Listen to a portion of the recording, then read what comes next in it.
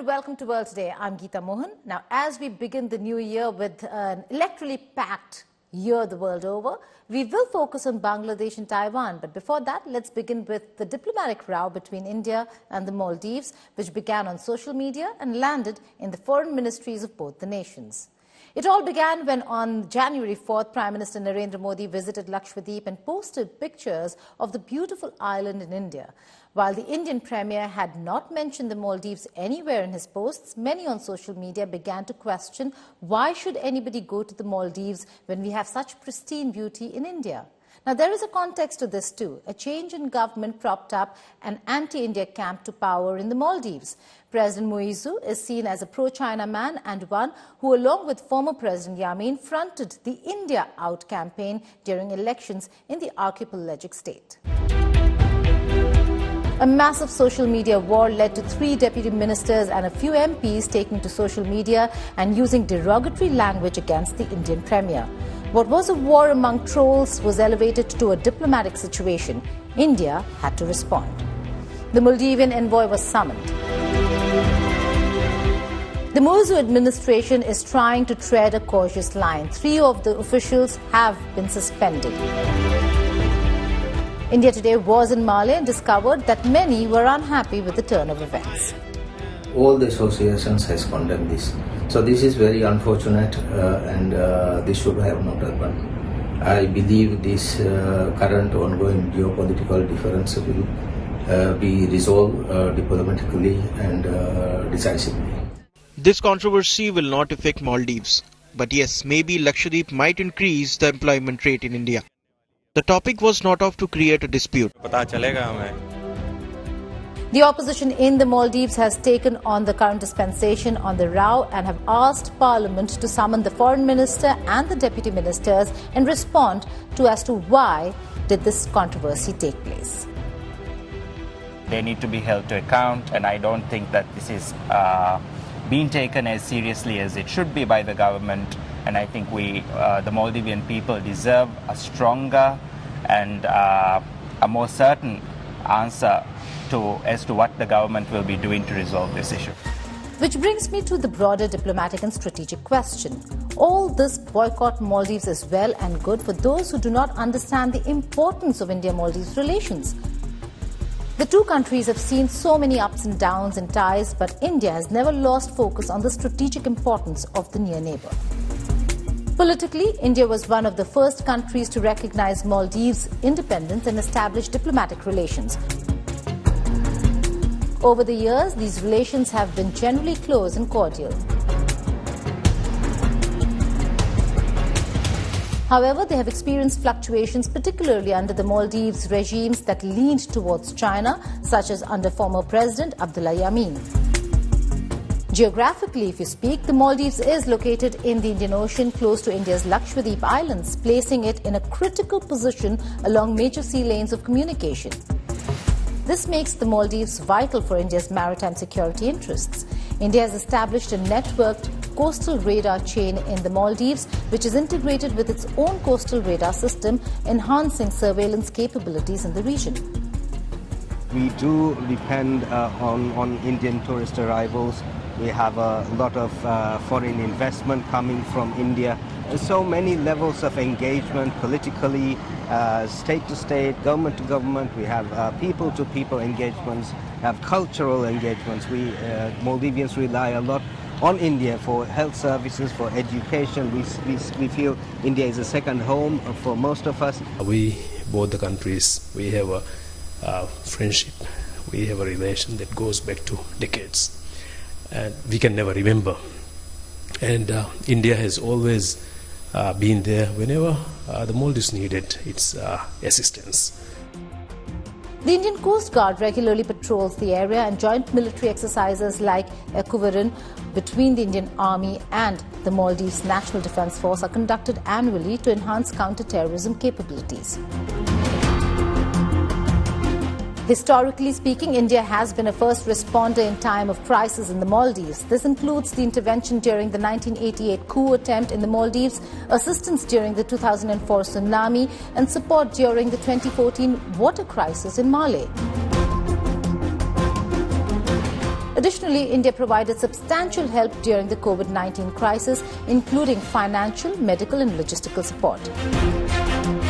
India has been involved in numerous infrastructure and development projects in the Maldives, like the Greater Malay Connectivity Project and the development of Gudi-Falhu Port.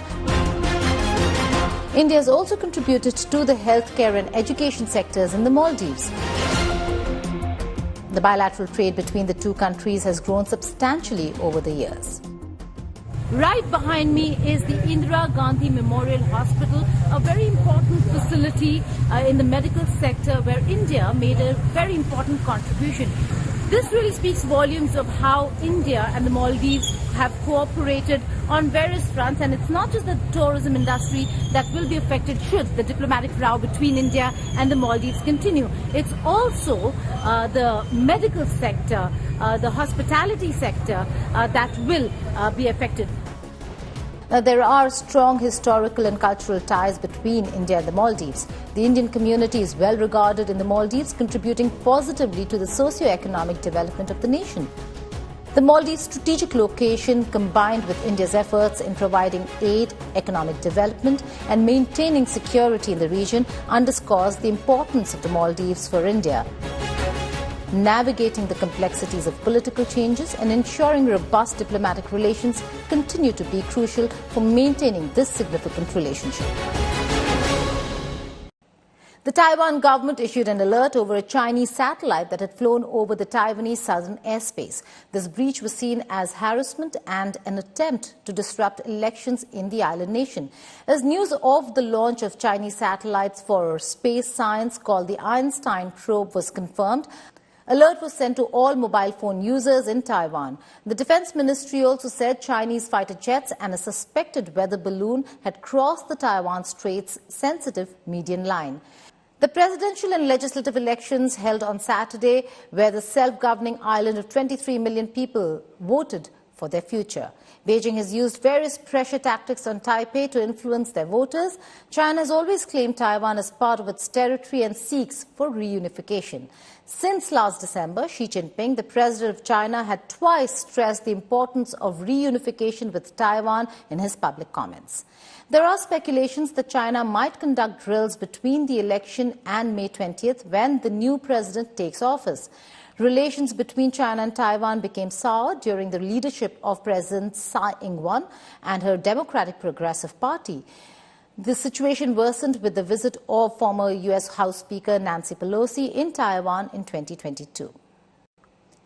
The Ecuadorian prison crisis took a worse turn when masked and armed gunmen clad in black barged in a TV station during a live broadcast. The South American country is in a state of emergency after the most wanted criminal of the country fled from prison. Triggering a major crisis in Ecuador, masked men with arms barged into a live television broadcast. Gunshots and screams could be heard in the background. The unarmed gunmen, clad in black, covering their faces with balaclavas, huddled staffers during the live feed. However, the Ecuadorian National Police brought the situation under control. At least 13 suspects have been arrested and could be linked to an organized crime group. Intervenimos en primera instancia, hicimos un perímetro externo. We intervened at first, setting up an external perimeter. We removed all the workers from the TV stations and then the tactical units entered. At the moment, 13 people have been arrested. They will be handed over to the competent authority and the report will be related to acts of terrorism. They shot one of our cameramen in the leg, broke the arm of another one. They fired bullets, they used their weapons inside. The police was alerted and the police came in minutes, surrounded the TV stations and the tactical units intervened. They shot. The subjects were heavily armed, had long-range weapons. At work, they give us instructions to leave earlier, that the transport hasn't arrived, that we should stay away from any suspicious object, and overall with a feeling of fear. You can clearly feel nervousness in the environment. Instructions are for us to go. This incident came at the back of 7 police officers being kidnapped in 3 different incidents. Prison inmates took many guards hostage, a day after President Daniel Noboa declared a state of emergency. President Noboa issued a decree that the country was in a state of internal armed conflict and declared 22 gangs as terrorist organizations. This decree was issued a day after the country's most wanted prisoner and leader of the Lo Shenero criminal gang, Adolfo Masaya, disappeared from the prison where he was serving a 34-year sentence. I have given clear and precise instructions to military and police commanders to intervene in controlling prisons. I have just signed the state of exception decree so that the armed forces have full political and legal backing in their actions. I call on the citizens because this is everyone's fight and to show their support. We are experiencing a sign that things must change in the country and that our laws are not enough to live in peace. There is no room for opportunistic politicians to seek advantage amid a prison security crisis. We will not negotiate with the terrorists, nor will we rest until we return peace to all Ecuadorians. The 3 Ecuadorian police officers who were kidnapped have returned home. With Mahashweta Lala, Bureau Report, India Today. Now, Sheikh Hasina secured her 4th consecutive term as Bangladesh's Prime Minister. She will serve as the 12th Prime Minister with her 4th consecutive term and 5th overall term. Hasina's party won 223 seats in the 300-member parliament after the main opposition party, Bangladesh Nationalist Party, and its allies boycotted the elections. Take a look at this report. Sheikh Hasina has secured her 4th consecutive term as Prime Minister of Bangladesh, with her Awami League party securing almost 70% of seats in election after the main opposition party, Bangladesh Nationalist Party, and its allies boycotted the election. The opposition alleged Hasina of not conducting free and fair election. Each and every party, they have the right to take their own decision. If any party does not participate in the election, it does not mean that there is no democracy. You have to consider whether people have participated or not.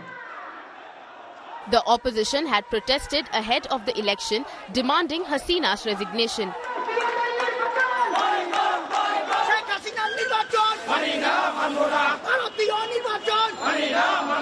They wanted a neutral caretaker government to conduct the election. This led to the arrest of thousands of BNP leaders. We asked the people to observe the strike and boycott the election. Our leaders and activists will observe the program accordingly. We've informed the world and the Bengali nation about our protest. And the nation is also protesting with us. This is the goal of our strike. This is not a participatory election because we can see that BNP and other political parties are not joining in this election. So we are young. We can't trust this election. Hasina's victory came amid low voter turnout at 41.8%. Polling booths were set on fire on the eve of election day in Bangladesh after 4 people were killed in a suspected arson attack on a moving train. The train fire was alleged to be an attack aimed at scaring people and barring them from voting in the parliamentary elections. The BNP was alleged to be behind the arson and violence. The Muslim-majority nation has achieved credible economic success under Sheikh Hasina's leadership. Bangladesh is currently one of the fastest growing economy. It is the world's 2nd largest garment producer country after China. With Neha Kumari, Bureau Report, India Today.